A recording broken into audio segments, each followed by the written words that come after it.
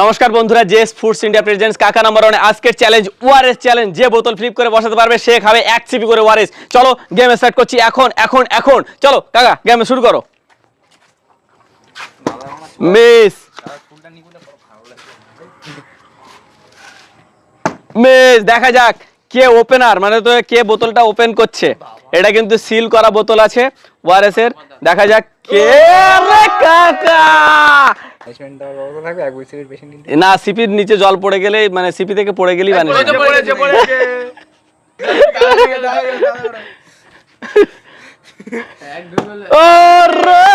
CP ORS. হ্যাঁ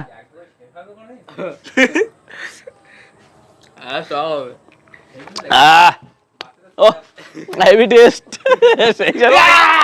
রে কাকা চলো কাকা 1 সিপি।